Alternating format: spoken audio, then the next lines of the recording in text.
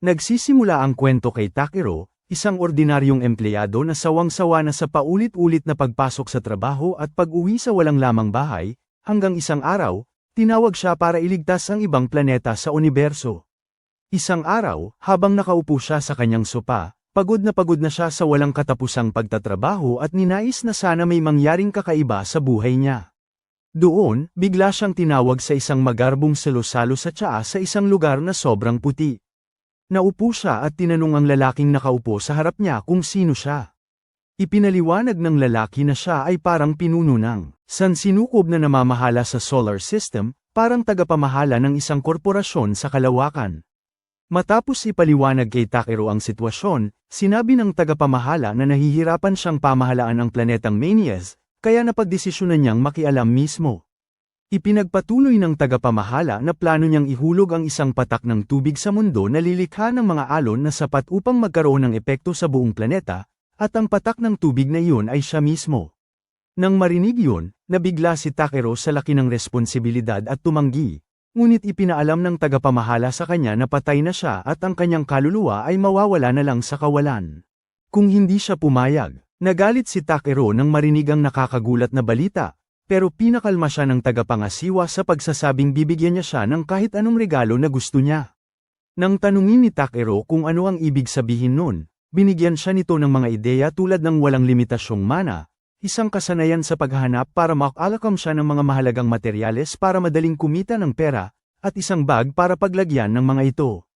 Pagkatapos mag-isip ng mabuti, humiling si Takero ng isang cute na kasama, at tiniyak sa kanya ng tagapangasiwa na makikilala niya ito sa kanyang paglalakbay. Sa sandaling yun, nagsimulang maglaho ang kaluluwa ni Takero, kaya nagmadali siyang magsulat ng ilang bagay at iniisip kung ayos na sa kanya ang kaunting listahan ng regalo. Habang sinisigawan siya ni Takero dahil parang wala lang sa kanya ang buhay niya, pinabaunan siya ng lalaki ng isang magandang bati, at ang sumunod na nangyari, nagising siya mula sa kanyang pagtulog sa gitna ng gubat. Hindi niya alam kung ano ang uunahin, kaya nagpasya siyang hanapin ang pinakamalapit na baryo. Di nagtagal, nakakita siya ng isa pero napagtanto niya na kailangan niya ng pera kung gusto niyang bumili ng pagkain doon. Doon niya naalala na binasbasan siya ng tagapangasiwa ng kakayahan sa pagmamanman kaya pumasok siya sa gubat, na sumisigaw ng pagmamanman ng may kagalakan. Agad siyang napahiya ng walang nangyayari at nagtataka kung mali ba ang ginamit niyang oras sayon, kaya sumusubok siya ng iba't ibang salita hanggang sa makita niya ang tama, at lahat ng collectible sa paligid niya ay nagliliwanag na may mga simbolo. Namamangha si Takero sa gamit nito at iniisip kung may paraan para makakuha ng mas detalyadong impormasyon tungkol sa mga materyales. Gaya ng inaasahan, lumabas ang menu ng bigkasa niya ang scan, at ipinapakita na ang bulaklak sa kamay niya ay isang beer ink item. Sa gayon, kinukolekta niya ang lahat ng materyales sa lugar at medyo nadismaya nang makita niyang karamihan sa kanila ay basura lang. Bigla, may napansin siyang kumikinang na bato sa halo at iniisip na napakaganda nito, kinikis ito na parang lampara ni Aladdin, pero natuklasan niya agad na isa itong si rank na item na tinatawag na makintab na dumi ng hammer anteater. Talagang nadismaya siya na ang pinakamagandang item sa kanyang huling kinolekta ay dumi ng hayop. Pero nagpasya siyang sapat na ang nakolekta niya at pumunta sa pinakamalapit na baryo bago dumilim. Sa pasukan, ang gwardiya ay humanga sa kanyang katangkaran at tinanong kung isa siyang matapang na mandirigma, pero ipinakilala ni Takero ang kanyang sarili bilang isang mapagpakumbabang mangangalap. Ipinaliwanag ng gwardiyang nagngangalang Marlo na ang baryo ay walang espesyal na tindahan kung saan niya maaring ipagbili ang kanyang mga materyales, ngunit sinabi niya sa kanya na subukan sa tindahan ng baryo. Sa loob ng baryo, maraming nagtataka kay Takero dahil sa kanyang tangkad. Hindi nagtagal, natagpuan niya ang tindahan ng baryo kung saan tinanong ng kainahinalang tindero na si Jerome ang matangkad na lalaki kung ano ang kanyang hinahanap. Agad-agad, pinakiusapan ni Takero ang lalaki na tansyahin ang napakagandang dumi na kanyang napulot, at ang tindero ay namangha sa kalidad nito kaya tinanong niya kung paano pa ito nahanap ni Takero. Agad siyang nag-alok ng 5 pilak para dito, ngunit nahihiyang nagtanong si Takero kung sapat na ang 5 pilak at iniisip kung magkano ang isang gabi. Sa halaga ng bahay tuluyan. Ipinapaliwanag ng tindero na ang isang gabi ay nagkakahalaga ng 5,000 at ang isang pilak ay katumbas ng 1,000, na ikinagulat niya dahil ibig sabihin nito na ang dumi ay nagkakahalaga ng 50,000. Pagkatapos nito, tinatapos niya ang usapan, at tuwang-tuwa ang tindero kaya't ipinahid pa niya ang kanyang mukha sa kayamanan. Pagkatapos noon, ipinapakita ni Takeru ang iba pa niyang mga materyales, at nagtataka ang lalaki kung bakit niya ibebenta ang ganoong mga mahalagang bagay sa isang liblib na lugar. Nang ipaliwanag ni Takeru na isa lamang siyang manlalakbay na nangongolekta ng mga bagay, nag-alok ang tindero sa kanya ng isang trabaho na mapanganib pero malaki ang kita para mangolekta ng misril mula sa mga bundok. Noong una, nag-alinlangan si Takeru, pero pumayag siyang subukan kung makakakuha siya ng mapa. Ibinagsak ng tindero ang isang bag na may 3.2 milyon at binigyan siya ng good luck sa kanyang paglalakbay, pabirong nagbabala na baka may mga halimaw na naghihintay sa bahay tuluyan. Nang gabing yun sa bahay tuluyan, nakahiga si Takeru sa kama, naghahangad na sana'y makapaligo siya ng mainit. Bigla namang may kumatok na isang cute na katulong sa kanyang pintuan at dinalhan siya ng isang mangkok ng maligamgam na tubig na halos kasinliit niya. Nang tanungin niya kung paano siya makakaligo doon, ipinaliwanag niya na ang kaya lang niyang gawin ay magpunas dahil tanging mga maharlika lang ang may kayang magpaligo. Hindi masukat ang pagkadismaya ni Takeru nang marinig niyang walang paliguan, kaya sinabi sa kanya ng katulong na narinig niyang kayang linisin ng mga salamangkero ang mga tao sa pamamagitan ng mahika, ngunit walang salamangkero sa nayon.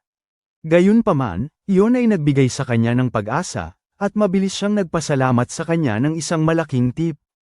Pagkaalis niya, sinimulan ni Takeru na subukan ng iba't ibang orasayon para sa pampaligo na mahika hanggang sa biglang may lumitaw na agos ng tubig na bumalat sa kanyang katawan at iniwan siyang napakalinis. Bagamat natutuwa siya dahil nakakaginhawa ito, hindi pa rin ito mapapantayan ang kasiyahan ng isang mainit at umaalingasaw na palaigo.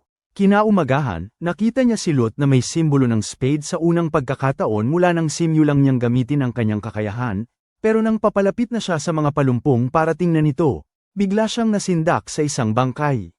Pagkatapos kumalma, sinuri niyang mabuti at nakakita ng isang liham sa tabi nito mula sa kapatid ng tao, nagpapasalamat sa kanya sa pagtulong sa kanilang ama at nagmamakaawang mag-ingat siya at umuwi agad. Nalungkot si Takeru at binigyan niya ng maayos na libing ang bangkay.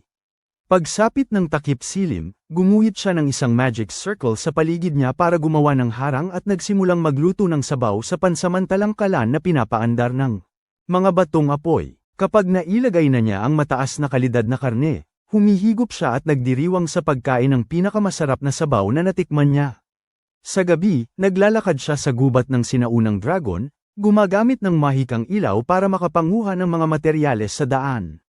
Napansin ni Takeru na nakakapagtaka na walang mga halimaw o kahit anong senyales ng buhay, pero nagpasya siyang samantalahin ng hangin at magmadaling tumakbo patungo sa ilaw na iniisip niyang labasan ng gubat.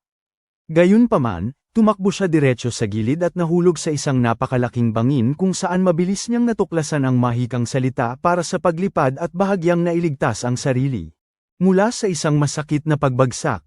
Sa ibaba, nagulat siya nang makita ang napakaraming mine o senyales na nakakalat kahit saan, kaya't agad niyang kinuha ang kanyang piko at nagsimulang magmina. Matapos makuha ang lahat ng pilak sa lugar, sinimulan niyang hanapin ang misril or nang biglang lumindol ng malakas. Napagtantong marahil ay dapat na siyang umalis bago gumuho ang buong lugar. Nagpasya siyang pabilisin ang kanyang pagmimina sa pamamagitan ng pagpapakawala ng isang spell na pagpapasabog sa susunod na makita niya. Sa kanyang tuwa, lumabas na yun ay misril, ngunit nadismaya siya nang makita ang dami ay napakaliit, kaya gumawa siya ng matapang at handgal na desisyon na mas magpakalalim pa kahit may mga lindol. Habang siya'y bumababa, natano ni Takeru ang isang makitid na tunnel na bumubukas sa isang malawak na yungib na kumikinang ng kulay asul. Nang siya'y lumapit, namangha ang kanyang mga mata nang makita ang isang lawa sa ilalim ng lupa na may tubig na napakalinis at nang matuklasan ang kanyang scan na ito ay doble-doble na S-rank Dragon Mana Water, napanganga siya. Naging malalim ang kanyang pag-iisip, nagtataka kung ang sinaunang dragon ay dating nakatira dito at tuluyang hindi pinansin ang galit na boses ng dragon na umaalingaw sa yungib, nagtatanong kung sino. Naglakas loob na gambale ng kanyang pagtulog. Nang sumandok si Takeru para sana uminom, biglang sumambulat ang kalmado at lumitaw ang isang napakalaking dragon, Galit na tinitigan ng taong ng ahas na baliwalain ang kanyang sinabi. Sa pagkarinig sa nakakatakot na dagandong ng dragon, nagtataka lang si Takero, na nagpahanga sa halimaw dahil kaya niyang tiisin ang nakapipinsalang aura nito. Pagkatapos, agad siyang lumuhad, yumukod sa mitulohikal na nilalang na parang galit niyang boss sa trabaho. Natuwa sa kanyang tapang, tinanong ng dragon ang kanyang pangalan at nagulat nang malaman niya na ay isa lamang tao. Ipinapaliwanag niya na ang mana na dumadaloy sa katawan ni Takero ay napakalinis at sagana na hindi sinasadya siyang ginaisang mula sa kanyang mahabang pagkakatulog. Nagkukunwari si Takero na walang alam tungkol sa kanyang potensyal sa mahika, ngunit sinasabi ng dragon na halos kapareho niya ang dami ng kapangyarihan niya at ipinakilala ang kanyang sarili bilang ang sinaunang dragon na si Valdez. Iniisip ni Takero na masyadong komplikado ang pangalan at basta na lamang nagtanong kung maaari niya siyang tawaging Mr. Val. Hindi naman nagalit si Valdez at sa halip ay humiling kay Takero na ipahiram sa kanya ang ilan sa kanyang dalisay na mana upang makatulong na mapisa ang kanyang anak. Ipinapaliwanag ng dragon na ang kanyang sariling marumi ang mahika kaya hindi mapisa ang itlog dahil dito, at nag-aalok na gagantimpalaan siya ng malaking bahagi ng misril o kapalit ng kanyang tulong. Pagkatapos, itinuro ni Valdez ang lawa at pinabangon ang isang malaking itim na itlog mula sa kumikinang na tubig. Habang maingat na hawak ang itlog, itinanong ni Takero kung paano ito mapipisa at sinabi ni Valdez na ilaan niya ang kanyang mahika dito sa parehong paraan na ginawa niya nang likhain niya ang kanyang mahikang ilaw. Nang ihagis niya ang mahika ng init sa itlog upang mapisa ito, ang napakalaking daloy ng enerhiya ay unti-unting umubos sa kanyang kaluluwa. Habang tumatawa ang dragon na parang baliw, pinagsisisihan ni Takero na mamamatay na siya kaya. Sa lalong madaling panahon, pagdating niya mismo sa ganitong kamanghamanghang bagong mundo. Sunod, nararamdaman niyang lumulubog ang kanyang kaluluwa sa isang malawak na karagatan kung saan lumilitaw ang isang bersyon ng tagapamahala na may itim na buhok. Nagtataka na hindi siya tumakbo nang makita ang dragon tulad ng normal na tao at binago na niya ang mga batas ng mundo sa ganito kagang panahon. Dahil nakikita ang pagkalito ni Takero, inaamin ng tagapamahala na may itim na buhok na naiinggit siya dahil mas marami pang naabot si Takero sa loob ng ilang araw kaysa sa nagawa niya sa libu-libong taon. Pagkatapos nito, sinabi niyang babawasan niya ang mga biyaya na ibinigay ng kanyang katapat at idinagdag na matutupad ang kahilingan ni Takero para sa isang cute na kasama. Malapit na. Pagkatapos, nagising si Takero sa tunog ng kakaibang huni ng ibon. Sinabi niya kay Valdez na hindi nakatutuwa ang paggawa ng kakaibang ingay sa edad niya, pero nang gamitin niya ang mahikang pampaliwanag, nakita niya ang isang maliit na sanggol na dragon. Sinabi ni Valdez sa kanya na bigyan ng pangalan ng bagong silang, at nagulat si Takero na makatanggap ng ganitong kalaking karangalan. Pinapaalala sa kanya ng sinaunang dragon na mayroon na itong tunay na pangalan at ang pipiliin niya ay magsisilbing palayaw lamang. Matapos mag-isip ng mabuti sa loob ng isang minuto, nagpasya si Takero na pangalanan ito dahil sa itim nitong balat. Naguluhan si Valdez dito at inamin na gusto rin niya ang Beaver Black Valdez. Matapos ang lahat, sinabi ng sinaunang dragon na ipagkakatiwala niya ang kanyang sanggol kay Takero, na ikinagulat niya dahil nagtitiwala ito sa isang taong hindi naman niya kilala. Ipinapaliwanag ni Valdez na nagtitiwala siya dahil malakas si Takero. At matapos ilipat ang gantimpala sa kanyang bag, ang makapangyarihang dragon ay dahan-daang bumaba pabalik sa lawa. Tinanong ni Takero ang maliit na dragon kung sasama ba ito sa kanyang paglalakbay, at sumagot naman ito ng masayang ungol. Bago umalis, nilinisan ni Takero si Bee para maalis ang matapang na amoy ng isda. Nang sa wakas ay magkasama silang dalawa, lumabas ng yungib, papalubog na ang araw at gutom na si Takero, kaya sinabi niya kay Bee na oras na para magtayo ng kampo. Sumalok siya ng tubig mangga sa isang baso mula sa kanyang bag, na ikinabat ni Valdez sa ilalim ng lupaing lawa sa loob ng yungib. Masayang lumaklak si Bee ng isang buong baso at agad na humingi pa, kaya patuloy na nagsalin si Takero ng mahiwagang tubig hanggang sa mabusog ang maliit na lalaki, para lumakas at gumanda ang kanyang kalusugan. Pagkatapos, ginulat siya ni Bee sa pagtatanong kung gusto rin niyang uminom, kaya pagkatapos magpawala ng uhaw sa malamig at nakagiginhawang tubig, naglagay si Takero ng pananggalang sa paligid ng kanilang kampo. Naalala niya na nalaman niya sa tindahan na ang mga batong mahika ay bihira, pero hindi yun problema dahil madali niya itong malilikha mula sa wala gamit ang kanyang walang hanggang mahika. Kapag nagliyab na ang apoy sa kampo, iginisa niya ang isang steak at nagluto ng kaunting sabaw, buong pagmamalaking ipinapakita kay Bea ang kanyang combo meal. Kahit na parehong sabaw ng karne ang kinakain niya araw-araw simula nang umalis siya ng bayan, gustong-gusto pa rin ito ni Takero at hindi siya nagsasawa. Sakto naman, napansin niyang nakatitig si Bea na may nagliliwanag na mga mata at naglalaway na parang gutom na tuta, kaya sinandukan niya ito ng maliit na mangkok. Sa sandaling sumimsim si Bea, naglabas siya ng isang cute na hiyaw matapos mapaso ang kanyang dila. Nang pinalamig ni Takero ang sabaw, sinimulan ni Bea na samubo ng sunod-sunod na mangkok hanggang sa sobrang busog ang maliit na bata kaya bumagsak siya sa lupa, handa nang matulog.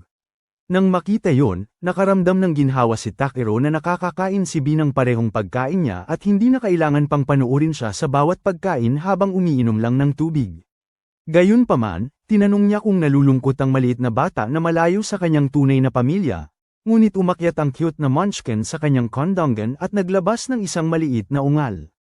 Tinanggap ito ni Takero bilang paraan niya ng pagsasabi na ayos lang siya basta't magkasama sila at na init ang dumadaloy sa puso niya. Sakto naman, tiningnan niya ang kalagayan ni Bea at napansin niyang ang B-rank na sanggol na dragon ay mayroon ng mga kasanayang nakakamangha.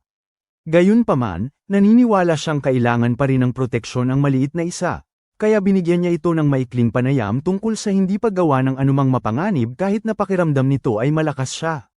Pero bago pa niya matapos, nakatulog na si Bea sa sandaling yun, medyo nag-aalala si Takero kung ito ba talaga ang cute na kapareha na hiniling niya at nagtataka kung binibiro lang siya ng tagapamahala sa pamamagitan ng isang reptilya.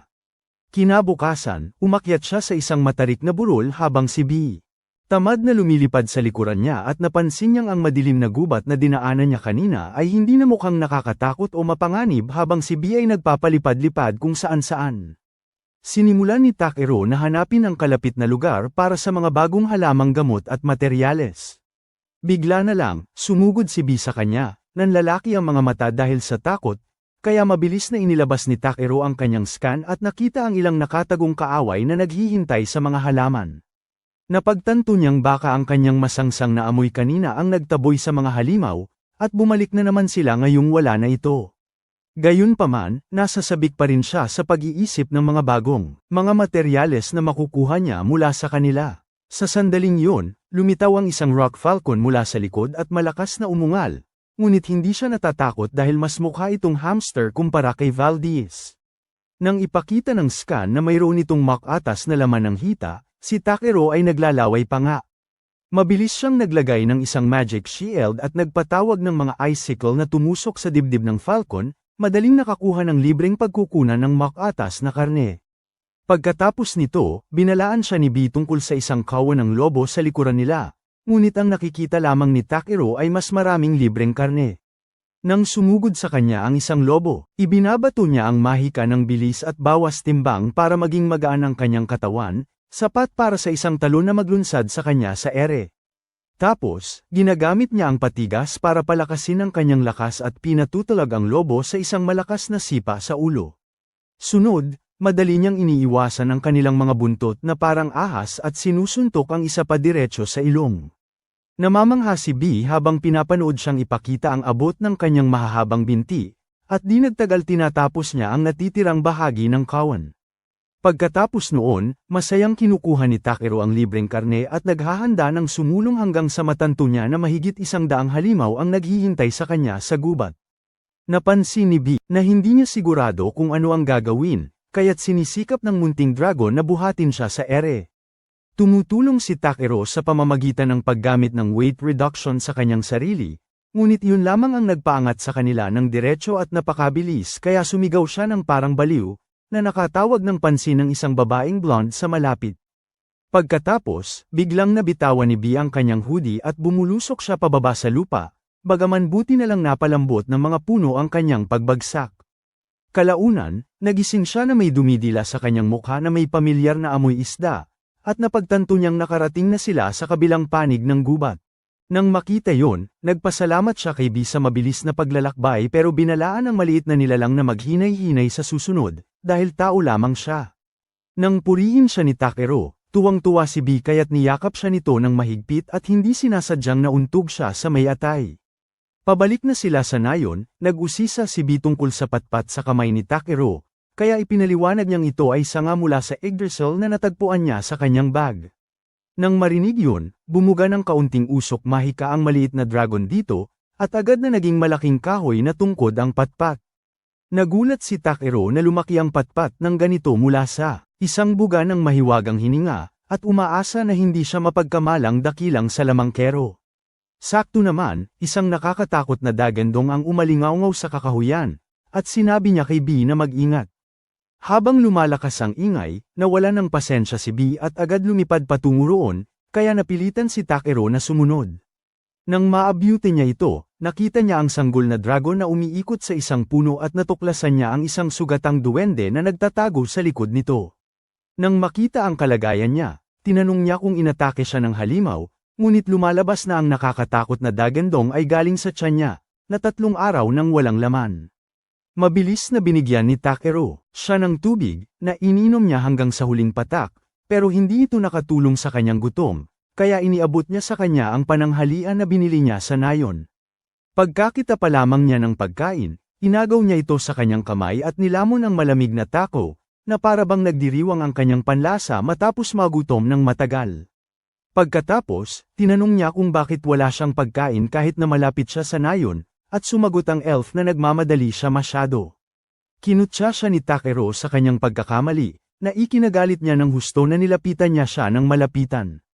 Gayunpaman, napansin ni Takeru ang kanyang masamang amoy, na hindi handa, at bigla niyang nasabi na akala niya ang mga duwende ay dapat amoy bulaklak sa halip na amoy abono. Nang marinig yun, namula ang duwende sa galit, nagpasalamat ng pilit para sa tulong, at tumakbo para maligo habang sumisigaw na hindi dapat sinabi sa kanya na amoy abono siya. Pagkatapos ng kakaibang engkwentrong yun, nang alap si Takeru ng kaunti pang materyales at lumabas ng gubat, kung saan itinuro niya ang isang karwahe sa malayo. Nang makita niya ang unicorn na humihila nito, nagulat siya, at tinanong siya ng nagmamaneho ng karwahe kung gusto niyang sumakay. Habang si Takeru, binanggit niya na patungo siya sa nayon ng Tormi, napansin ng lalaki ang kanyang tungkod at nagtaka kung isa siyang salamangkero. Kahit na iginigiit ni Takeru na isa lamang siyang tagakuha, tila humanga ang lalaki at inalok siyang sumakay dahil patungo rin ang kanyang pamilya sa nayon. Noong una, nag-atubili si Takeru, sinasabing baka masyado siyang malaki para magkasya sa karwahe, ngunit nagtawanan ang mga anak ng lalaki dahil akala nila ay biro ito. Kaya tumawa rin siya at sumakay. Inanyayahan ng anak na babae ng lalaki si Takeru na tumabi sa kanya, at napagkasunduan nilang mabuti ang mga bata, na nakabuti sa kanya dahil nabawasan ang paghihinala ng kanilang mga magulang. Habang bumibiyahe, nagkomento ang lalaki na maayos ang takbo ng karwahe kahit na may malaking tao siyang sakay, at buong pagmamalaking sinabi ng kanyang asawa na ang motto ng Tormi Village ay tulungan ang sinumang nangangailangan. Humanga si Takeru sa katapangan ng mga bata na maglakbay sa murang edad, at nang masyado silang maging palakaibigan sa kanya, nagbibiro siyang nagtanong kung ano ang gagawin nila kung sakaling isa siyang mapanganib na kriminal. Tumawa ang anak sa kanyang kakatwang tanong, sinasabing tumunog na sana ang mahiwagang kampana, at ipinakita ng kanilang ina ang kapaki-pakinabang na bagay na tumutunog kapag may mapanganib. Palapit, nakita ang batong mahika sa loob, napagtanto ni Takeru na marahil kaya niyang gumawa ng isa mismo, at binanggit ang kanyang pangalan nang maalala niyang hindi pa pala siya nagpapakilala. Nagpakilala ang ina at ang mga bata, at sinabi ng lalaki na siya si Poran. Biglang, sumilip ang boses ni B mula sa balabal ni Takeru, at nagtanong ang mga bata kung ano ang kanyang itinatago.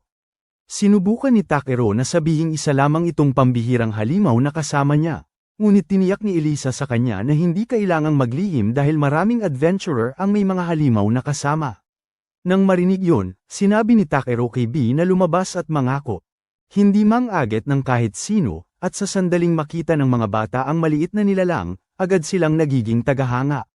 Bagamat nakikilala ng mga magulang na ito ay isang uri ng dragon, tinatanong ni Poran kung nangangahulugan ba yun na si Takeru ay isang Dragon Knight, kaya ipinapaliwanag niya na nakakita lang siya ng itlog sa pamamagitan ng swerte at napisa niya ito, ngunit lalo lang silang namangha. Sabi ni Elisa sa kanya na bihira ang mga Dragon Knight, at kakaunti lang ang nakakita ng tunay na dragon. Iniisip ni Takeru na parang galing sa isang laro ang klase, at inaabangan niya ang makakilala ng tunay na Dragon Knight balang araw. Nang gabing yun, ginulat niya ang pamilya sa kanyang light magic at naglalagay ng harang gaya ng dati, at kapag tinanong nila kung sapat na ba yun para itaboy ang mga halimaw, tinitiyak niya sa kanila na palagi silang babantayan ni B kung may mangyari. Nang marinig yun, guminhawa agad ang buong pamilya, at napagtanto ni Takeru kung gaano kalaki ang tiwala ng mga tao sa mga dragon sa mundong ito. Pagkatapos, sinabi ni Elisa na oras na para magluto ng hapunan, ngunit nag-alok si Takeru na siya na lang ang gagawa bilang tanda ng pasasalamat. Inilabas niya ang 3 malalaking kaldero at 1 dosenang sangkap mula sa kanyang bag, na nagpabigla sa mga bata at inakalang isa siyang kahangahangang salamangkero.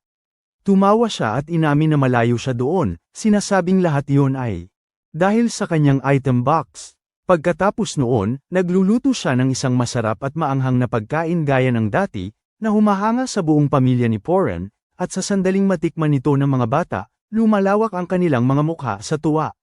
Pinupuri ni Elisa ang napakahusay na pagluluto ni Takeru, habang biglang yumuko si Poren, nanginginig habang nagsisimulang tumulo ang mga luha.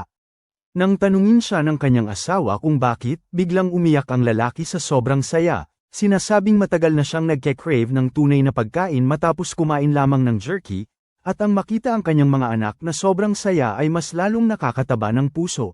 Ang pagiging emosyonal ng matandang lalaki ay nagpatawa ng husto kay Takeru, kaya't nagbiroan at nagtawanan silang lahat tungkol dito. Pagkatapos, kinuha ni Poren ang gitara at nagsimulang tumugtog, habang kumakanta naman si Elisa, hinahayaan ang mga bata at si Bea na ipakita ang kanilang mga sayaw. Habang hinihila siya ng mga bata para sumayaw, napagtanto ni Takeru na hindi niya alam na ganito kasarap ang mga gabing katulad nito kumpara sa kumakain mag-isa sa isang walang lamang kwarto sa bahay.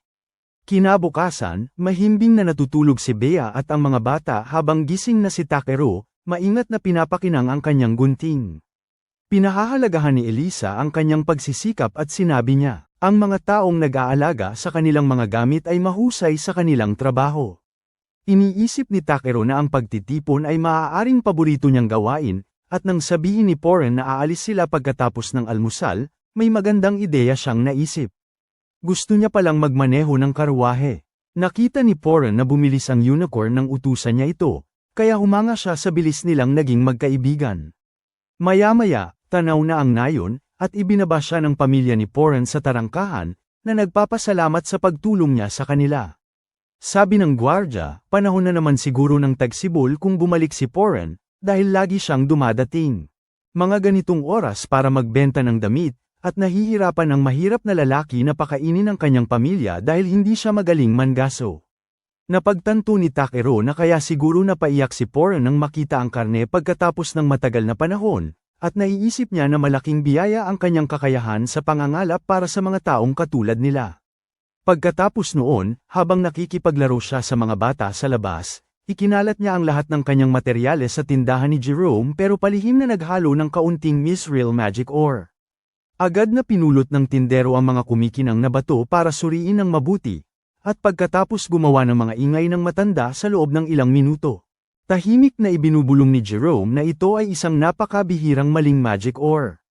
Hindi gaanong nagulat si Takeru dahil sinadya niya itong haluan, pero gustong-gusto malaman ni Jerome kung saan niya ito nahanap dahil ito ay isang maalamat na materyal. Ipinaliwanag niya na ang ilang piraso pa nito ay magbibigay sa kanya ng higit na kapangyarihan kaysa sa lahat ng magic stone sa bansa. Nang sabihin ni Takeru na napulot niya lang ito kung saan, pinayuhan siya ng matanda na malinaw na isa siyang henyo sa paghahanap ng mga bihirang bagay, kahit na kulang siya sa sentido komon. Kaya naman iminumungkahi ni Jerome na dapat siyang pumunta sa masiglang lungsod ng Belcame, kung saan napakaraming impormasyon at mayroong guild ng mga adventurer kung saan maaari siyang matuto at magbenta sa mas malalaking mamimili. Bagamat nang hihinayang si Jerome na nawala ang isang mahalagang customer, sinabi niya na matutuwa siya kung sumikat si Takeru at babanggitin ang kanyang maliit na tindahan. Pagkatapos niyang pag-isipan ng matagal, nasa sabik si Takeru na pumunta sa syudad at ginugol ang gabing yun sa kama kasama si B, nagbabasa tungkol sa guild ng mga adventurer sa Belcame. Nakahiga sa kama, nagpasya siyang sulitin ang pamumuhay sa isang mundo ng pantasya sa pamamagitan ng pagiging isang adventurer at kumita ng sapat na pera para makapaglakbay at makita ang bawat lugar na kaya niya. Tapos, bigla siyang umuupo at muntik nang mahulog si B sa kama, na malakas na sinasabing ang susunod niyang gagawin ay puntahan ang guild sa Belcame at mag-sign up. Pero pagkatapos ng biglang siglang yun, dahan-dahan niyang hinimas ang kanyang cute na partner at sinabing magpahinga muna sila dahil may ilang bagay pa siyang kailangang gawin sa village. Nang gabing yun, pumunta siya sa festival kung saan natuwa siya sa napakasarap na pagkain habang si B naman ay nagtatakbo at nakikipaglaro sa mga bata. Kinakaladkad din siya ng mga bata para sumali sa mga laro nila gaya ng dati, at dinalhan pa niya ng isang piraso ng manok ang gwardiya. Dahil kaibigan din ang lalaki, ginugol niya ang mga sumunod na araw sa pagkuha ng mas maraming materyales, at sa kanyang huling araw, kinukuha niya ang kanyang mga naprosesong gamit mula sa isang lokal na ginang na nalungkot at sinabing mamimiss niya talaga ito kapag umalis na siya. Sinabi niya sa kanya na ninanais ng lahat sa baryo na sana'y makapanatili pa siya ng mas matagal, at inamin ni Takeru na gusto rin niyang manatili, pero gusto rin niyang makita ang mas maraming bahagi ng mundo higit sa anumang bagay. Sa narinig yun, iginalang ng ginang ang kanyang pangarap at binigyan siya ng baon para sa paglalakbay dahil ang biyahe papuntang Belcame ay tumatagal ng 1 buwan. Matapos siyang papangakuan na dadalaw siyang muli balang araw, itinago niya. Nagpapatong pa ng mas maraming lunchbox dahil sa tunay na kabaitan, at pakiramdam niya'y swerte siya na may walang katapusang imbakan. Pagbalik sa kanyang kwarto, iniisip niya kung ano ang maaari niyang gawin sa natirang mahika o dahil hindi ito binili ni Jerome, at pilit na nag-iisip si B hanggang sa medyo nahirapan ang kanyang maliit na utak nang sumulyap si Takeru sa lumang lampara sa kanyang mesa. Nagpasya siyang gamitin ang kanyang kaalaman para gumawa ng isang bagay na kapaki-pakinabang para sa baryo bago umalis. Naaalala kung paano walang sawang nagtatrabaho ang bantay, bigla siyang nagkaroon ng nakakatuwang ideya na pagsamahin ang lampara sa isang batong mahika. Nag-focus siya ng mabuti sa pag-iisip kung ano ang bagay na dapat niyang likhain, at lumalabas na isa itong malaking tagumpay. Kinabukasan, habang nagtitipon ng buong nayon para ihatid siya ng may masayang pamamaalam, sinabi niya sa bantay na gumawa siya ng isang mahiwagang bagay na kayang lumikha ng malawak na harang sa paligid ng nayon, napipigilan ang sinumang may masamang hangarin na makapasok. Hindi makapaniwala ang bantay na ipinamimigay niya ang isang bagay na napakahalaga, ngunit sinabi ni Takeru na ito ang kanyang paraan ng pagbabalik ng lahat ng kabaitan at pabor na ipinakita sa kanya ng lahat. Pagkatapos niyang sabihin yun, nangako siyang babalik siya balang araw, dahil ang nayon ng Tormi ang tunay niyang tahanan, at sila ay nagbabahagi. Is replaced by an evil green. Isang nakakatuwang sandali ng pamamaalam. Gayunpaman, biglang hinablot ni matandang Jerome ang mahiwagang bagay mula sa kamay ng bantay. Umaasang hindi talaga ginamit ni Takeru ang maalamat na batong mahika para gawin yun. Ngunit bago niya mapatunayan ang anuman, kumari pa ng takbo si Takeru palabas ng nayon, sabik na makita kung anong klaseng lugar ang magiging lungsod ng mga adventurer. Sa daan patungo sa Belcame, nasisiyahan siya sa isang payapang paglalakad habang pinapakinggan ang kaibig-ibig na mga ingay ng sanggol na dragon ni B. Sakto naman, natanong niya ang isang napakalaking halimaw na alimasag na nakaharang sa daan. Sinuri niya ang mahiwagang nilalang ng may pag-iingat, ngunit ang kanyang Simon Gut ay agad na napalitan ng isang masamang ngisi. Nagiging isang ngiti nang mapansin niya sa paglalarawan nito na may binabanggit na masarap na karne. Tuwang-tuwa niyang sinasabi sa sanggol na dragon na napakasarap ng karne ng alimasag, at naghahanda na siyang hulihin ito bago pa man ito gumawa ng kahit isang galaw.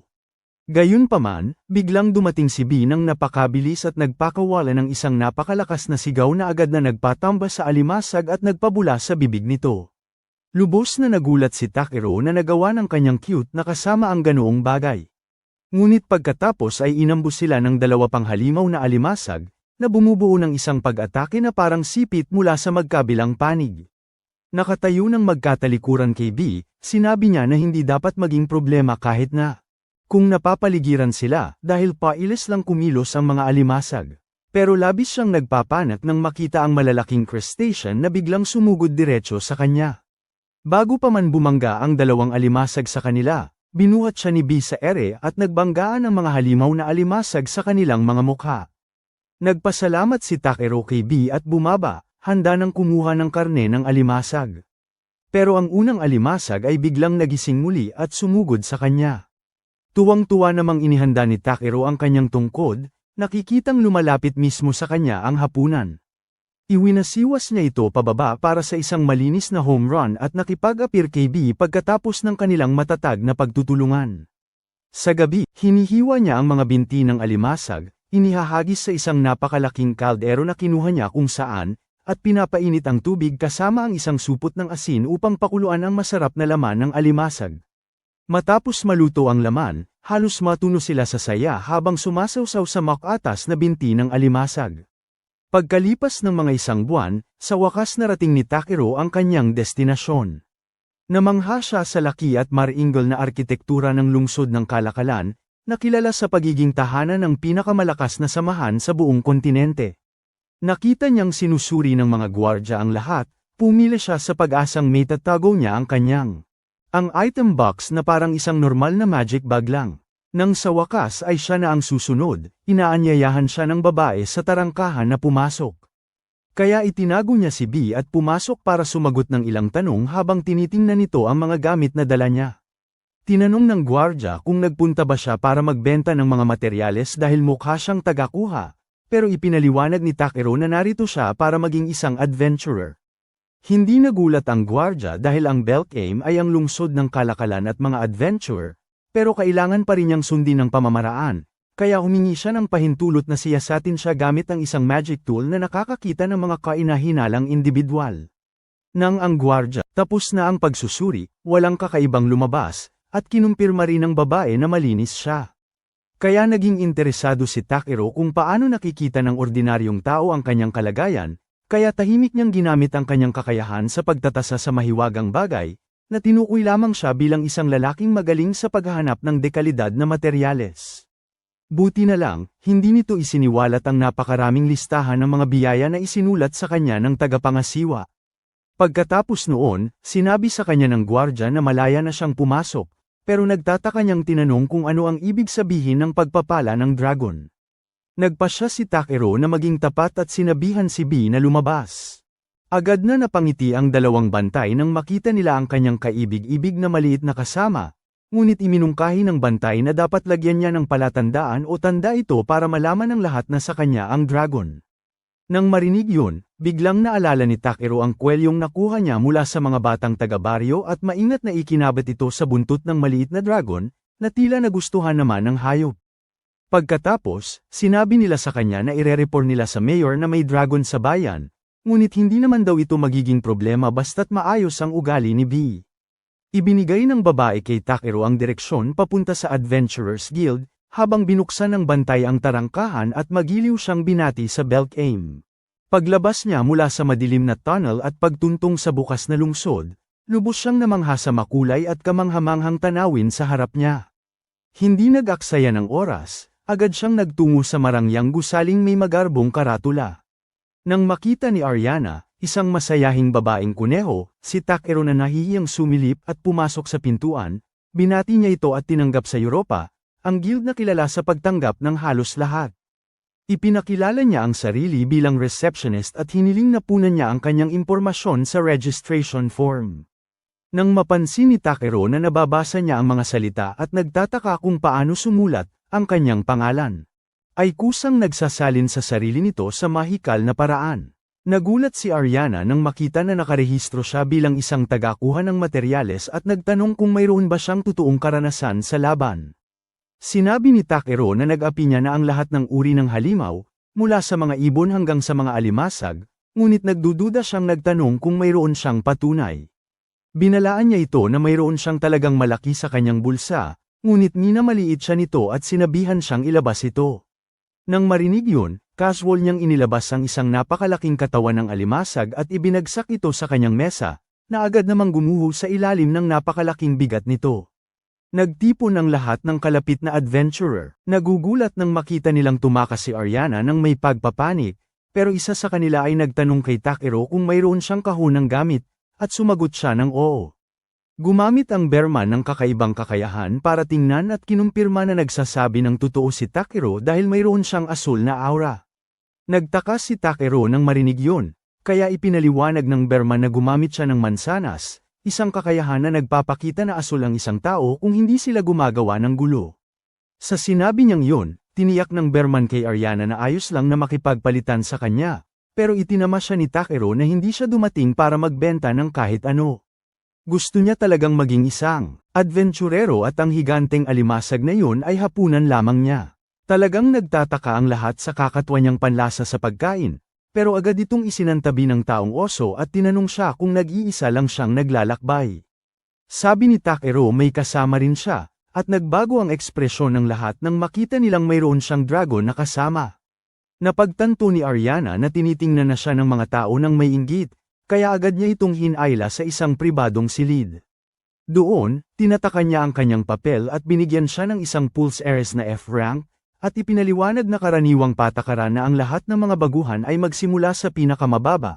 Nakikita na masayang kumikibot ang buntot ni B dahil magkapareho na ang kanilang mga Pulse Heiress, at nagtatama pa ang kanilang mga pulso para ipagdiwang ang opisyal nilang simula bilang mga adventurer.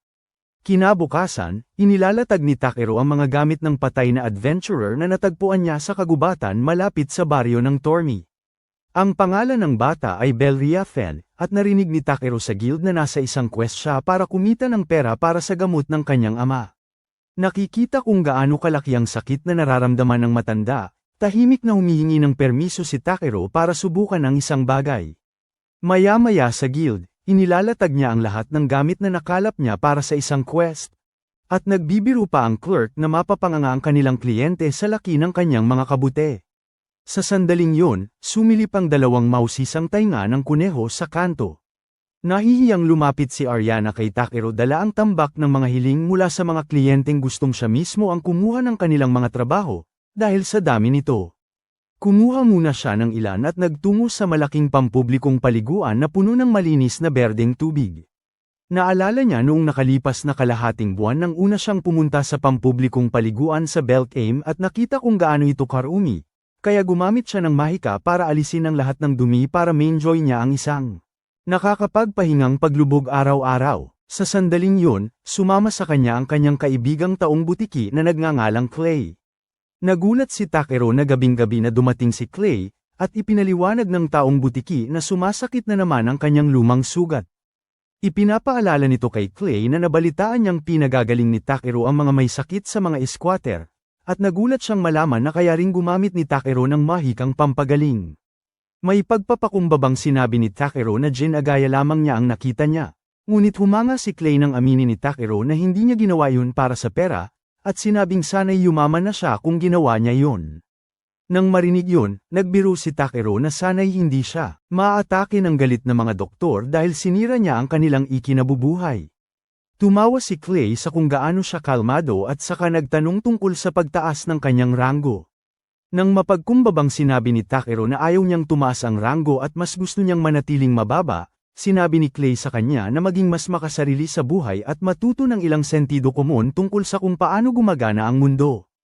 Kinabukasan, pumunta siya sa guild para tanggapin ang kanyang bayad, at pilit siyang kinumbinsi muli ng clerk na itaas ang kanyang ranggo. Ipinaliwanag niya na maraming benepisyo, ngunit tiniyak ni Takeru sa kanya na wala siyang intensyong umakyat sa ranggo dahil ito ay mag-imbita ng gulo sa kanyang payapang buhay, kahit na makikinabang ang guild doon. Habang tahimik niyang hinahangad na manatiling ganito ang kanyang mabagal at tahimik na mga araw. Isang lalaki ang biglang sumugod sa pintuan at sumigaw na may pag-atake ng mga goblin. Agad na kumilos ang guild, kinukuha ang lahat ng adventurer na D-rank pataas para magtanggol, pero casual na lumabas si Takeru dahil isa lamang siyang inosenteng F-ranker na walang kinalaman sa labanan. Gayunpaman, nang mapansin siya ng guildmaster na palihim na lumalabas, agad niyang sinabi kay Takeru na kailangan din siyang sumali. Sa pagpupulong para sa estratehiya, ipinaliwanag ng guildmaster na ang sesilakay ang mga duwende papunta sa Beltane mula sa timog, kaya tungkulin nilang tiyakin na walang isa man ang makatawid sa tulay sa ibabaw ng ilog. Nakatayo sa gitna ng madamdaming kalalakihan, pakiramdam ni Takeru ay isa siyang estudyante ng sining na napasama sa isang pangkat ng football sa high school. Bigla na lang, sinimulang kutsain siya ng mga taong halimaw na nakatayo sa tabi niya dahil isa siyang walang kwentang F-rank at sinabihan siyang lumayo. Pagkatapos noon, tinanong ng guildmaster si Takeru kung siya ba ang sumisikat na bituin na binanggit ng appraiser na si Grit, at pinuri siya sa pagtanggap ng papuri mula sa isang taong halos hindi nagbibigay humanga sa kahit sino. Pagkatapos noon, ang kalmadong reaksyon ni Takero sa pananakot ng Guildmaster ay lalong nagpatibay sa respeto nito sa kanya at labis na ikinagulat ng Beastman. Napagtanto ng Guildmaster na malaki talaga ang potensyal ni Takero. Paglabas niya, sinabi ng Guildmaster na sigurado siyang mapoprotektahan ni Takero ang kanyang sarili sa larangan ng digmaan at inutusan siyang pangalagaan ang mga nangangailangan ng proteksyon. Sa pagkakita niyang nag-recruit ang Guildmaster ng isang F-rank sa unang pagkakataon sa buhay niya, humingi ng paumanhin si Muesli para sa hiling ng Guildmaster at masayang binati siya ng good luck. Ipinakilala niya ang kanyang sarili bilang isang gumagamit ng panggamot na mahika at sabik na sabik siyang makatrabaho ito at ipagmalaki ang Guildmaster. Ngunit sinabi niya sa kanya na may alang-a ng ngiti na ang labis na pagkasabik ay maaaring mapanganib minsan. Kinaumagahan, si Muesli ay nagsimulang umiyak sa mismong pagkakita sa isang halimaw na ibon at nang sabihan niya itong kumalma, nauwi siya sa matinding pagpapanik. Napagtanto ni Takero na kailangan niyang pakalmeyan ang iyakin kung gusto niya ng katahimikan ng isip, kaya hinawakan niya ang kanyang mga balikat ng mahigpit.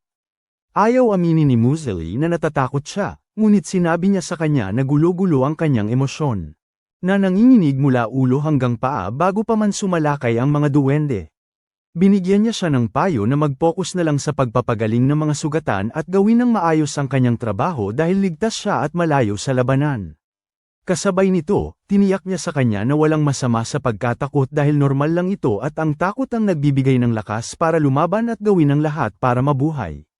Ang parang Oscar na talumpati ni Takero ay agad na nagpatayo sa maliit na munchkin at nangako siyang ibibigay ang lahat ng kanyang makakaya. Nang makita ang lahat ng iyon, lumapit sa kanya si Clay na may mapanuyang ngiti at inulit ang sariling sinabi ni Takero. Mga salita pabalik sa kanya para lang mang-asar. Ipinaglalaban ni Takero ang sinabi niya ng may pagmamalaki at ipinapahiwatig ni Clay na talagang namangha siyang makitang magbigay si Takero ng gayong masigasig na pampalakas loob. Binabago ang usapan, tinanong ni Takero si Clay kung bakit wala siya sa Vanguard at sumagot si Clay na hindi siya makagalaw ng maayos sa mga ganitong maalinsangang araw dahil sa kanyang mga lumang sugat. Naalala ni Takero ang malalaking bakas ng kuko sa likod niya at tinanong kung yun ang dahilan, na talagang gumulat kay Clay. Pagkatapos manahimik sandali, nagulat si Clay na si Takero lamang ang hindi siya pinahiya dahil sa pagkakaroon ng peklat sa likod bilang isang mandirigma. Dahil karaniwan na itong senyales ng pagtakas na parang duwag. Gayunpaman, iniisip ni Takero na posibleng nakuha niya ang mga ito habang pinoprotektahan ang isang tao at mas importante, buhay pa si Clay kaya maaari pa niyang ipagpatuloy ang pagprotekta sa iba gamit ang kanyang buhay. Napangiti si Clay sa pagkamangha sa kanyang matalino at makatutuhanang pag-iisip. Di nagtagal pagkatapos noon, nakarinig sila ng sirena na nagsisilbing hudyat na nakalusot ang mga halimaw sa unahan kaya agad niyang hinablat ang kanyang sibat at sinabi kay Takero na kailangan na niyang umalis. Tinanong ni Takero kung paano niya yun gagawin gayong halos hindi siya makagalaw sa maulang panahon dahil sa kanyang sugat, pero sumumpa si Clay. Para protektahan siya kahit na maging kapalit pa nito ang buhay niya. Sa gayon, umalis siya patungo sa harapan. Pagkatapos, pinapanood ni Takero si Muesli na inaaliw ang isang sugatang sundalo habang ginagamot ito kahit umiiyak pa siya kanina lamang. Sa sandaling yun, naalala niya ang utos ng Guildmaster na nagsasabi sa kanya na protektahan kung ano ang mahalaga sa kanya kaya't kinuha niya ang kanyang staff at tinakpan ng buong kampo ng malawak na harang. Pagkatapos, sinabi niya kay Muesli na mag-ingat habang hahanapin niya si Clay. Sa harapan, lahat ng sundalo ay ginagawa ang kanilang makakaya upang pigilan ang higanteng hukbo ng goblin na sumusugod mula sa hamog. Samantala, tumatakbo si Takero sa bilis na hindi karaniwan at huminto sa harap ng isang grupo ng mga duwende na humaharang sa kanyang daan. Gumamit siya ng mahika para patigasin ang kanyang kamao at maging malakas ito upang maitapon ang isang duwende sa malayo, pero nasaktan ng husto ang kanyang kamay. Gayunpaman, alam niyang kailangan niyang gumawa ng isang bagay agad, kaya hiniling niya kay B na kunin na lang ang buhol. Nagtago ang lahat ng mga adventurer habang si B ay gumamit ng isang atake na parang Pikachu at pinirito ang lahat ng mga duwende gamit ang chain lightning. Pagkatapos, tinanong ni Takero ang magkapatid na beast na sina Diego at Orold kung bakit madali silang napaatras, at ipinaliwanag ng magkapatid na Isang mataas na uri ng nilalang na tinatawag na Goblin Sergeant ang biglang sumulpot. Nabanggit din nila na nakalabas sila dahil kay Clay, pero wala silang ideya kung nasaan siya ngayon. Nang magsimulang umulan, patuloy na pumapatay ng mga goblin si Clay hanggang sumakit na naman ang sugat niya, dahilan para siya ay matamba. Napigilan siya ng kidlat ni B sa tamang oras, at nang babalaan niya si Takero na hindi siya dapat nasa harapan, sinampal siya ni Takero kung saan masakit at ibinalik sa kanya ang sarili niyang mga salita. Habang nagtatalo sila kung sino ang unang aatras, lumitaw ang Goblin Sergeant at tumalon sa kanilang dalawa na may nakakatakot na puwersa. Napaligiran ang dalawa ng mga alipors ng sarhento, at sinabi ni Clay kay Takero na tumakbo kapag nakagawa siya ng butas. Nakitang walang balak umatras si Clay, tinanong ni Takero kung ang sugat ay alaala ng isang bagay na mahalaga sa kanya. Nang galit na kinumpirma ni Clay na isa lamang itong marka ng kanyang mga nakaraang pagkakamali, pinaprito ni Takero kay B ang lahat ng mga duwende sa paligid nila hanggang sa maging malutong, itinapon ang kanyang tungkod sa kanyang kasama, at mabilis na kinuha ang isang palayok ng Dragon Manil Water para ibuhos ito sa likod ni Clay. Nagulat si Clay habang sinusubukan ni Takero na alamin ang dasal para sa tuluyang paggaling. Sa sandaling siya ay binibigkas ang mahiwagang salita, nagsisimulang magsara ang sugat ni Clay at ang kanyang katawan ay nagsisimulang magbago. Namamangha si Takero habang ang lalaking butiki sa kanyang harapan ay nagiging lalaking dragon at halos dumb-oval ang laki, mukhang bumalik sa ganap na kasiglahan ng kanyang kabataan. Pagkatapos noon, winawasak ni Clay ang sangkawan ng mga goblin gamit ang kanyang mga kuko na parang isang nagngangalit na bagyo at nililipol ang bawat goblin bago sumikat ang araw. Habang tumatawa ng malakas si Clay na parang baliw, lumapit ang Guildmaster kay Takero at nagtanong kung siya ba ang gumamot kay Clay. Sinabi rin niya na narinig niya kung paano pinirito ni Takero ang lahat ng ang mga duwende sa pamamagitan ng kanyang malakas na mahika kanina. Tinanong ni Router si Takero na aminin kung sino talaga siya, at nang igiit ni Takero na isa lamang siyang palakaibigang tagakuha ng materyales na F-rank, nagpa siya ang master na palampasin ito at nangako na gagantimpalaan siya ng nararapat para sa kanyang tulong. Pagkatapos sa bahay tuluyan, nagulat si Clay sa kanya at natuwa si Takero na makita ang malaking lalaki na mukhang malusog muli. Gayunpaman, mariing iginiit ni Clay na hindi siya normal dahil kakaiba pa rin ang kanyang pakiramdam sa loob. Nang sigawan siya ng taong dragon para ipaliwanag kung ano ang ginawa niya, sumagot si Takero na gumamit lamang siya ng mahika ng pagpapagaling kasama na may kaunting mahikal na tubig na naglalaman ng mana ng isang sinaunang dragon na halos hindi niya maalala ang pangalan, at nagkataon din na tatay o nanay yun ni B o ano paman. Nawala ng salita si Clay sa paliwanag at tinanong niya kung bakit gagamitin ni Takero ang isang bagay na napakahalaga sa kanya. Kaya ipinaliwanag ni Takero na talagang emergency yun noong mga panahong yun at ginawa niya ang kailangan niyang gawin. Nang tanungin naman ni Clay kung paano niya nagagamit ang advanced healing magic, sinabi niya na mayroon siyang detalyadong imahe sa kanyang isipan at ang kanyang malawak na kaalaman sa katawan ng tao ay nakatulong para maging epektibo ang magic. Iyon ay nag-iisip si Clay kung sino ba talaga si Takero. Eksakto. Ang biglaang tanong ay nagpapanak kay Takero dahil ayaw niyang mawala ang kanyang payapang buhay sa pagbubunyag ng kanyang tunay na pagkatao, kahit na hindi naman siya pinigilan ng tagamasid na gawin yon. Sa kanyang pagtataka, hindi siya pinilit ni Clay na sumagot at tahimik na naglakad papunta sa pinto. Habang papalabas, sinabi ni Takero na nagtitiwala siya kay Clay at isiniwalat na nagmula talaga siya sa ibang mundo. Ngumiti ang Dragonyate sa kanyang katapatan bago tuluyang naguluhan. Sinubukan ni Takero na ipaliwanag sa kanya ang konsepto ng reinkarnasyon at nagulat si Clay na nakita na ng batang iyon ang kamatayan. Pagkatapos noon, ipinaliwanag ni Takero ang kanyang buong kwento at kahit hindi makapaniwala si Clay, wala siyang magawa kundi tanggapin ito dahil ang mahika ni Takero ay hindi lamang nagpagaling sa kanya, ngunit binago pa siya mula sa isang taong butiki patungo sa isang Dragonyate na mga dakilang ninuno ng kanyang uri. Bagaman natutuwa si Clay, natatakot din siya sa napakalaking kapangyarihan na nagdulot sa kanya na mawala ng kontrol sa sarili. Sabi ni Takero, hindi na raw yun problema dahil bumalik na siya sa normal at ang kailangan lang niya ay manatiling kalmado at iwasan ang magalit. Nakakainis talaga yun kay Clay, at sinabi ng lalaki sa kanya na simulan ng seryosohin ang buhay mula ngayon. Napagpasyahan niyang ituro yun kay Takero sa pamamagitan ng pagpapasunod sa kanya sa kanyang mga utos sa loob ng isang buong araw. Kinabukasan, pumunta si Takero sa isang tindahan ng gamit para bumili ng isang bagay at isang masayahing babaeng hayop na nagmamay-ari ng lugar ang masayang bumati sa kanya. Nang tanungin ni Takeru kung ang kanyang tindahan ay nagbebenta ng mga gamit para sa pag-ani ng materyales katulad ng kanyang gunting, sinabi ng babae na hindi, ngunit agad niya itong nakilala bilang ang sikat na mangangalap sa bayan at nagpakilala sa kanyang sarili bilang rival. Sinabi niya na baka makatulong siya dahil ang kanyang amo ay ang kilalang panday. Si Groudez, bagamat malamang napapagawin niya si Takeru ng isang pabor kapalit. Natutuwa si Takeru na makatulong, kaya inakay niya ito sa loob, kung saan namamangha siya sa kahangahangang gawa ng pangkat ng panday. Sabi ni rival, nakakatuwa rin daw ito para sa kanya at pinapangarap na marating ang antas ng kanyang amo balang araw para makapanday siya ng isang espada na karapat-dapat sa isang tunay na bayani.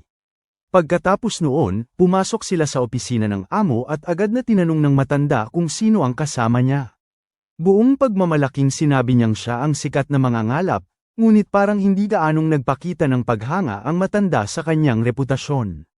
Sabik na iminungkahi ni rival na naipadala siya para alalahanin si Elder o upang makagawa sila ng isang napakalakas na espada para sa kompetisyon. Galit na sumagot si Groudez na walang sinumang mangangalap ang mangangahas na pumunta sa gayong mapanganib na lugar, ngunit iginiit ni rival na hindi siya makapagsumamo maliban kung magtanong muna siya kay Takeru. Tahimik na pinapanood ni Takeru ang dalawa na nagtatalo tungkol sa palugit hanggang sa hawakan ni rival ang balbas ng kawawang matanda, na humihiling na makapagsumamo kung kaya niyang gumawa ng mas magandang espada gamit ang mga mumurahing materyales. Sumigaw pabalik si Groudez na ang minahan ng Elder sa Ryutas ay hindi lamang puno ng mga halimaw, kundi mayroon pang ang mga chismis tungkol sa mga demonyo na nagtatago doon. Biglang, naaalala niya na ito ang dahilan kung bakit tumigil ang pagmimina ng Elder Ore, at napagtanto niyang nakalimutan niyang sabihin ito kay Takeru. Pinagsabihan siya ni Groudez, sinasabing hindi siya maaaring maging panday kung hindi niya pinapahalagahan ang buhay ng iba, at tumanggi siyang magpadala ng isang binata sa napakadelikadong misyon. Nang marinig yun, kalmadong nagtanong si Takeru kung handa siyang i-go ng boss ng isang espesyal na pares ng gunting kung magbabalik siya ng Elder Ore mula sa minahan. Nagtataka si Groudez kung bingi ba siya, ngunit buong pagtitiwalang inilabas ni Takeru ang kuko ng isang halimaw na hindi kayang patayin kahit ng mga adventurer na B-rank. Pagkatapos noon, umalis siya papuntang minahan ng Ryuhai, sakay ng karwahe. Sa daan, naririnig niyang binabanggit ng isang babae kung paano lumitaw ang mga nakal-alasong halaman sa isang kalapit na nayon, at sinasabi ng isang lalaki na may mga kakaibang usap-usapan tungkol sa gubat. Dalawa, iniisip ni Takeru kung maaaring kasalanan niya yon, pero mabilis niyang isinasantabi ang ideyang iyon at bumaba sa isang rancho ng kabayo. Bigla, nakarinig siya ng malakas na boses na nagrereklamo, at lumalabas na isa itong duwende na galit dahil ipinakita sa kanya ng nagtitinda ang isang malambot na ibon imbes na puting kabayong lumilipad na hiniling niya. Ipinapaliwanag ng nagtitinda na lahat ng ginagamit sa paglalakbay sa kanyang rancho ay tinatawag na kabayo. Humihingi ng paumanhin ng duwende, at ang nagtitinda, sinasabi sa kanya na baka matagpuan niya ang hinahanap niya sa Vasro, ang bansa ng mga duwende. Nagulat si Takeru na pareho pala sila ng pupuntahan, ngunit nagpasya siyang dumaan muna para kumuha ng mga materyales mula sa gubat. Habang abala siya sa pagkuha ng mga bulaklak, narinig ni Takeru ang pamilyar na dagandong sa malapit. Gaya ng inaasahan, nalaman niyang ang dahilan ng ingay ay ang kumakulam na sikmura ng duwende, kaya binigyan niya ito ng tubig at pagkain. Nagpasalamat ito sa kanya sa pagliligtas sa kanya sa pangalawang pagkakataon, ngunit dahil matagal na itong hindi nakakaligo, ginamitan niya ito ng panlinis bago pa man masira ang kanyang pantasya na imahe ng mga duwende. Namamangha ang duwende sa kanyang mahika at masayang nagpakilala bilang Velvar I de Brolite. Nang nahirapan siyang bigkasin ang mahaba niyang pangalan, sinabi niya sa kanya na tawagin na lang siyang Vel. Pagkatapos magpasalamat, nagsimula nang umalis si Takeru, ngunit pinigilan siya nito dahil ang mga duwende ay laging nagbabayad ng kanilang mga utang. Nang sinabi niyang tumulong lamang siya dahil sa kabaitan, iginiit nitong tulungan siya sa kanyang trabaho, at tila natutuwa si B sa ideya. Kalaunan, ipinagmamalaki niyang ipinakita sa kanya ang isang bihirang dumi ng anteater na nakita niya kung saan. Pero sinasabi niya sa kanya na isa lamang itong bato. Bumabalik siya muli sa pangalawang pagkakataon, pero sa pagkakataong ito, tunay na dumi ang nakita niya. Habang pinapanood niya itong nagloloko kasama si B nang makakita ito ng isang nakal-alasong kabute, napagtanto niya na ang dalawang ito ay pareho ang iniisip. Pero nang oras na para magtayo ng kampo, ginulat niya si Takero sa pagsasabing dapat itong gumamit ng panggatong sa halip na mga batong mahiwaga para malaman ng ibang mga adventurer na ligtas ang lugar. Kalaunan, bumalik ito na may dalang buong troso. Nang magreklamo si Takero, sinabi nitong mag-relax lang, pagkatapos ay inihagis ang troso sa ere, hiniwa-hiwa ito sa daang pantay na piraso. With her daggers, at inilalagay ang mga ito sa isang bante na perpektong nakasalansan at handang gamitin. Habang iniisip ni Takero kung lahat ba ng duwende ay ganito kaliksi, tinitingnan niyang mabuti ang mga sandata nito at humanga dahil iyon ang unang pagkakataon na nakakita siya ng mga sandatang A-rank. Kalaunan sa hapunan, sina Vel at B ay agad na natuwa nang matikman nila ang masarap na nilutong sabaw. Pagkatapos nito, tinanong niya kung pupunta ba siya sa Vosro, at kinumpirma ni Takero na pupunta siya roon para magmina ng Eldra. Nang tanungin niya tungkol sa kanyang dahilan sa paglalakbay, sinabi niyang naghahanap siya ng isang puting kabayong banal para sa kanyang kapatid. Nahihiya si Vel na palagi siyang tinutulungan nito samantalang wala naman siyang nagagawa. Kaya inalok ni Takero na kunin siya bilang kanyang bodyguard. Nang marinig yun, nagninggas siya sa ideya na maging ang espada na magtatanggol sa kanyang amo, pero idinagdag niya na gusto rin niyang turuan siya nito ng sentido komon. Nagulat si Vel na yun lang ang gusto niya mula sa kanya at naniniwalang tadhana ang muli nilang pagkikita. Namulas si Takero nang ngumiti siya at tinanggap ang alok niyang maging bodyguard niya, pero inis na inis siya ng gabing yun dahil sa sobrang lakas ng kanyang hilik na hindi siya nakatulog buong gabi. Kinabukasan, sa wakas ay narating ng dalawa ang tulay papunta sa isang malaking lungsod, at ang unang lugar. Pagbisita nila doon, may isang restaurant kung saan tinikman nila ang espesyalidad ng mga duwende na tinatawag na juke meat rolls. Pagkatapos ng unang kagat, sabi ni Vel, kasing ganda ng lasa nito tulad ng sinabi sa kanya ng kanyang kaibigan noon. Nang tanungin ni Takero kung ang kaibigan niya ay isa ring elf, sinabi niyang ang kaibigan niya ay isa palang lalaking butiki. Ipinaliwanag niya na binigyan siya ng karangalan na maging Dragon King at iniisip niya na baka nakita na siya ni Takero dahil pumunta siya sa Belcame noong huling beses silang magkita. Sa sandaling yun, biglang sumingit si Clay, sinasabing higit pa sa pagkakita ang ginawa niya kay Takero. Casual na binati siya ni Vel, pero sinulya pa ni Clay si Takero. At pinaaalala sa kanya na hindi man lang siya nagpaalam bago umalis. Iginigiit ni Takero na nag-iwan siya ng report sa guild, pero naiinis pa rin si Clay dahil pangit ang report niya, habang kumakain lang ng meat roll si Vel. Gulat na gulat si Clay nang sabihin ni Takero na balak niyang mang-alap ng Ildra o sa minahan ng Ryohei, dahil iniisip niya na masyadong mahirap ang trabaho para sa isang katulad niyang Rango, pero sabi ni Takero mukhang kailangan talaga nila ng tulong niya. Umaasa si Clay na ginagawa niya ito sa magandang presyo, pero nang sabihin ni Takero na makakakuha siya ng ginawang pares ng gunting at ilang palayok na magagamit niya sa paggawa ng itlog.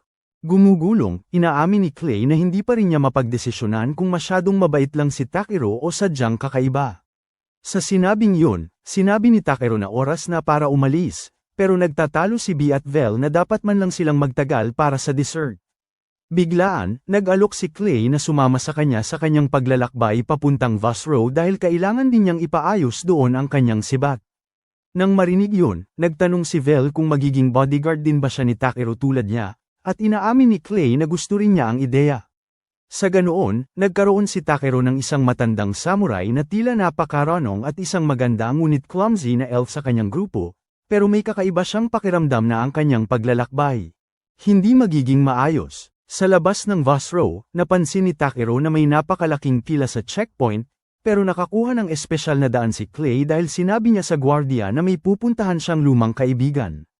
Inihahatid sila ng gwardiya papasok habang ipinapaliwanag ang kasaysayan ng Vosro, na orihinal na itinayo sa ibabaw ng minahan ng bakal, pero ngayon ay isang napakagandang lungsod sa ilalim ng lupa. Namangha ang grupo sa kahangahangang tanawin, at sinabi ng gwardiya kay Sir Clay na gusto siyang makausap mismo ng hari sa lalong madaling panahon. Nang mausisaing tanungin ni Takero kung talagang kaibigan niya ang hari, inaamin ni Clay sa nakahihiyang paraan na totoo ngayon, sa buti man o sa sama.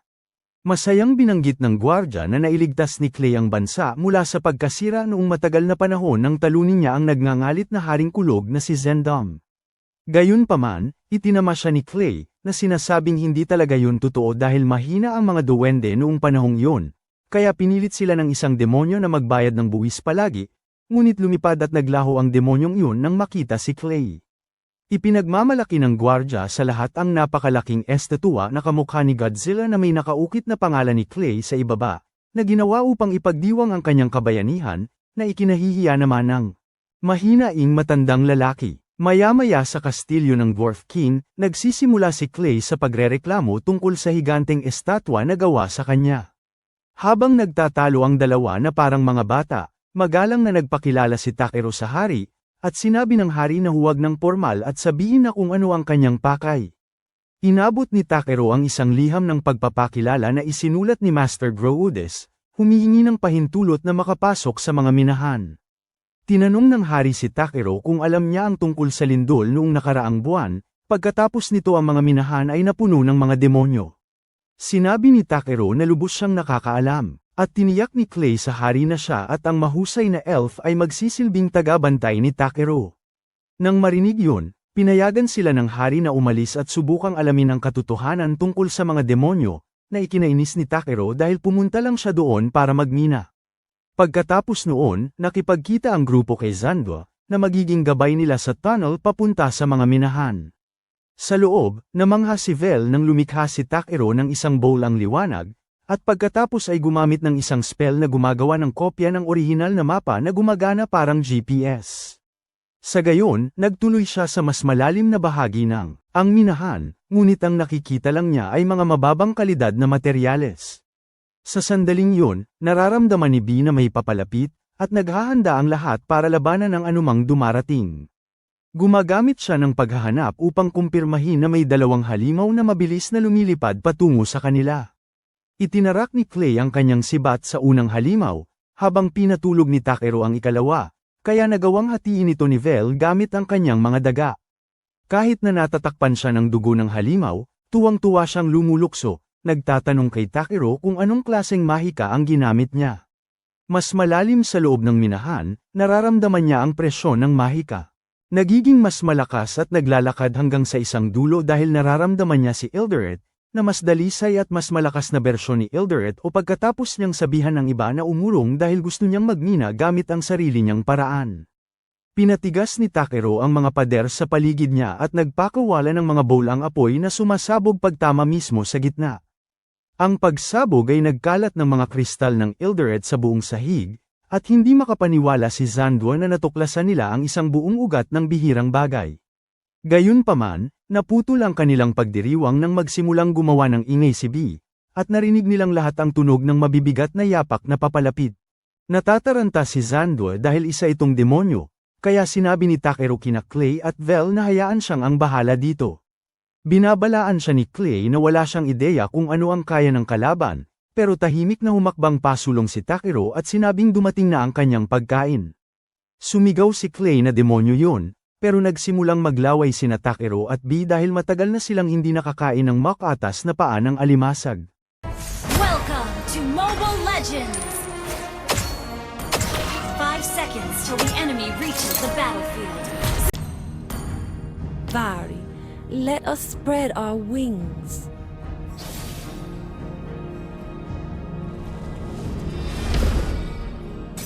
I am driven by revenge. Huh!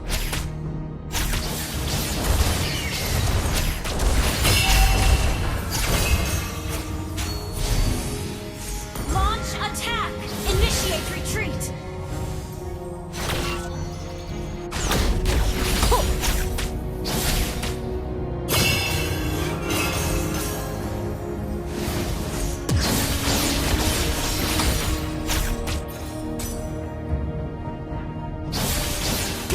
Higher you fly, the more you Ally has been slain.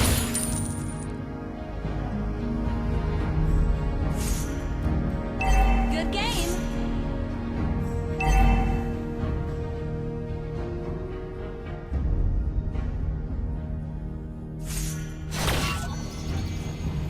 Launch attack! feel my pain.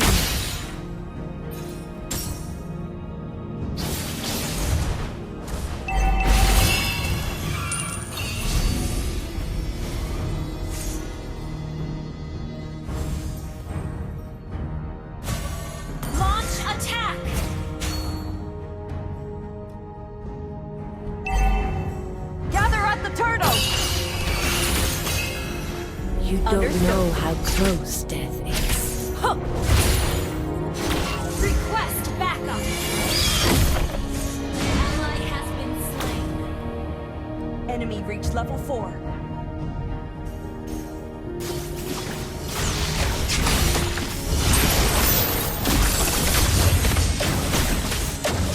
enemy has been slain.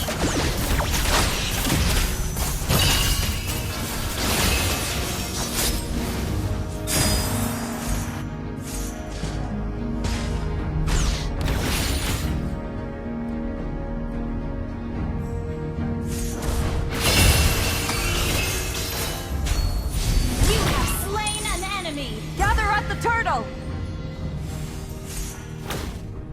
Understood.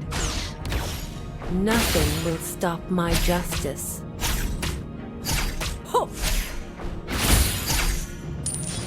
Ally has been slain. Launch attack. Has blinded me. You have slain an enemy.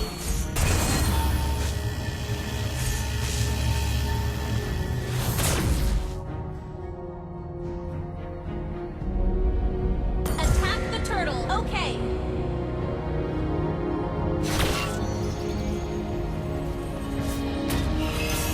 Feel my pain. An enemy has been slain. Good game. Launch attack.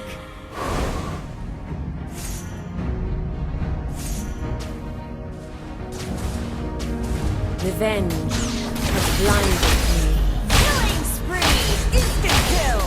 The enemy has slain the That was turtle. amazing! The higher you fly, the more you see. Initiate retreat. Request backup.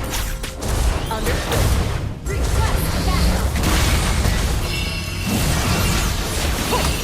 Initiate retreat. Shut down. An enemy has been slain. Initiate retreat. Nothing will stop my justice. Ally has been slain.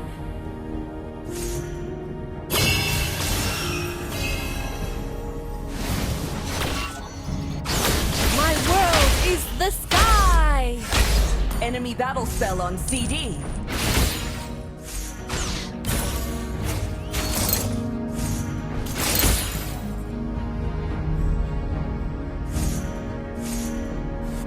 You don't know how close death is.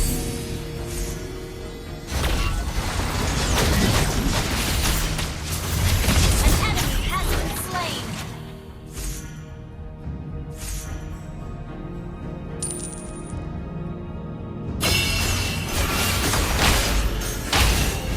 Solo kill! Ally has been. An enemy has been slain.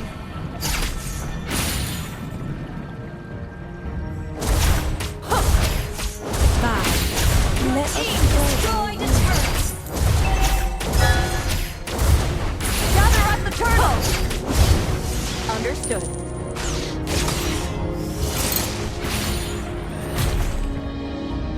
Gather at the turtle! Okay.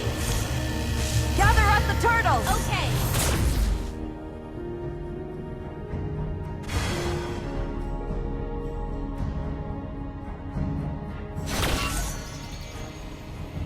Revenge has blinded me. The enemy has slain the turtle.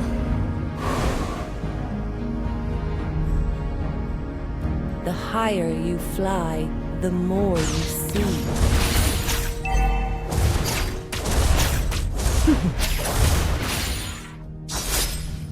You don't know how close death is.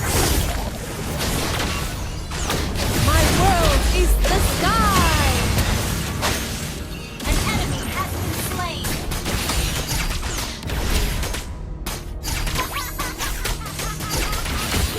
Epic outplay! Killing spree. Superb tanking!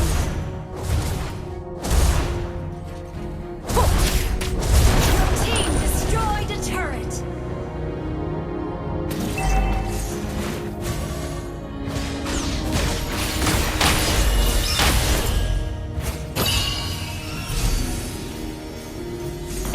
battle spell on CD.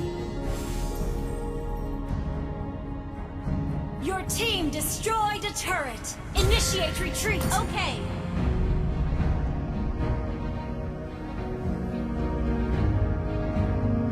Feel my pain. Request backup. Okay.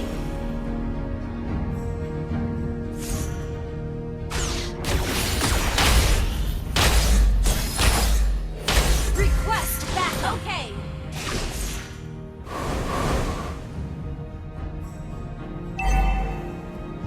I am driven by revenge. Shut down. Enemy battle spell on CD.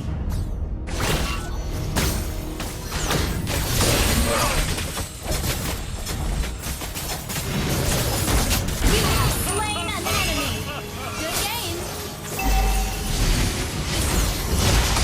Ally has been slain. An enemy has been slain.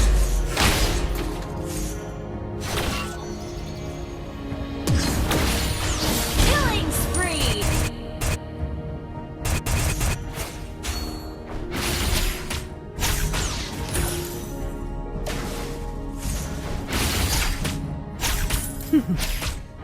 Var, let us spread our wings.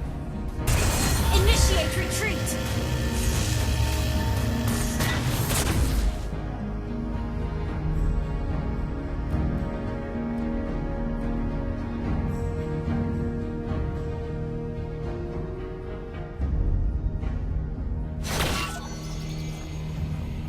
An enemy has been slain.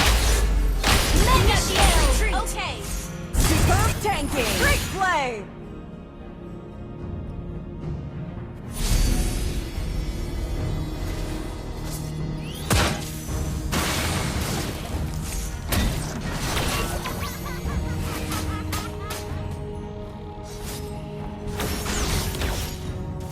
Nothing will stop my justice.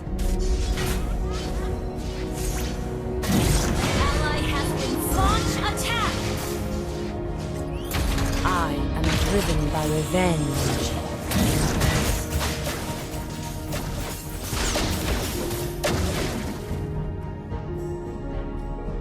Nothing will stop my justice.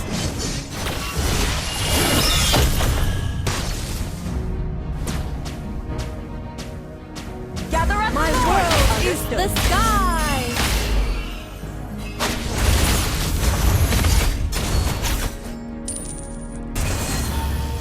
Request Don't know backup. how Slain close. Lord. Understood.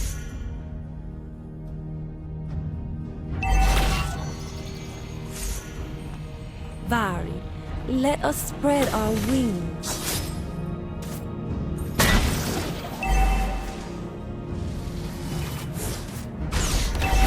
The higher you fly, the more you see.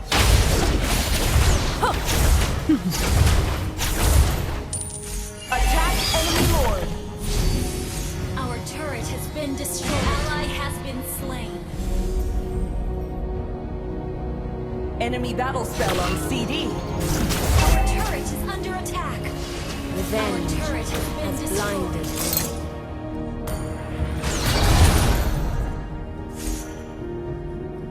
Request backup. Okay. Feel my pain. Initiate retreat. Understood. Our turret has been destroyed.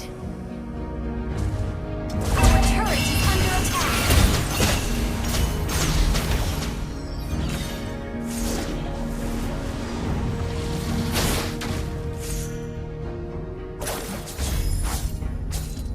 I am driven by revenge.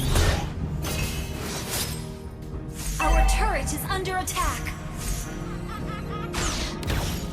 Nothing will stop my justice. Ally has Our turret has request Enemy backup. battle spell on CD.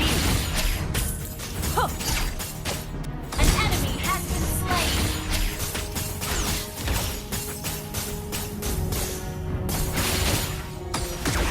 Ally has been slain. Our turret is under attack.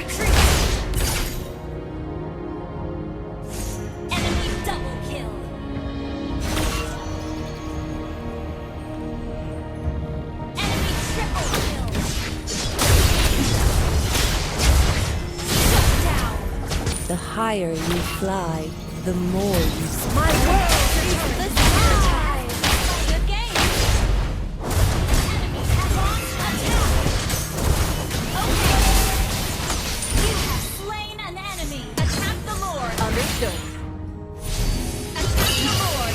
Attack the Lord.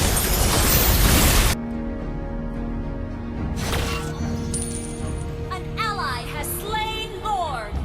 Killing spree.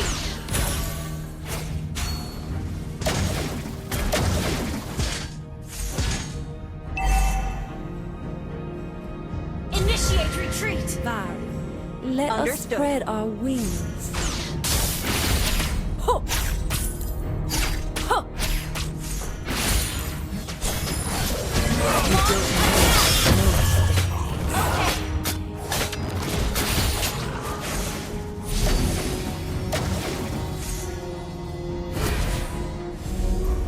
Request Follow backup. Lord.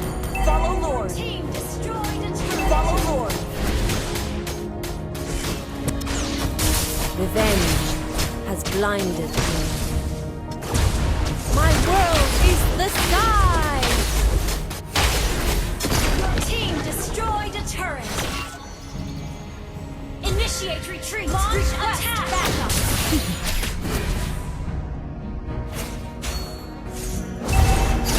Huh. Your team destroyed a turret. Ally has been slain. Initiate retreat. Understood. You destroyed a turret. Solo push. Well played. Initiate retreat. Okay. The higher you fly, the more you see. Initiate retreat.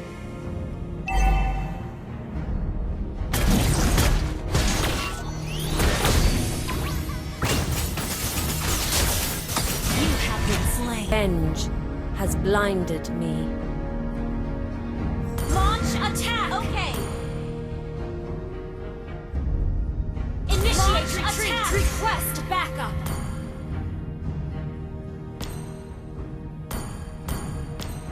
Request backup. You don't know how close death is. Instant kill. Initiate retreat. Attack the Lord. You destroy Gather the up the turret. Lord. Attack the Initiate retreat. Understood. Initiate retreat. Nothing will stop my justice. An ally has slain Lord. I am driven by revenge.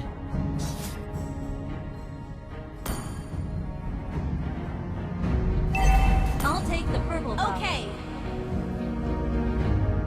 Feel my pain.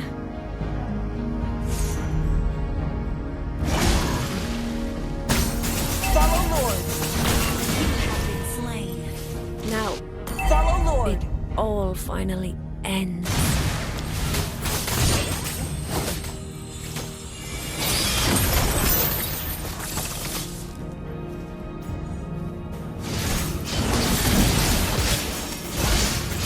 Initiate retreat.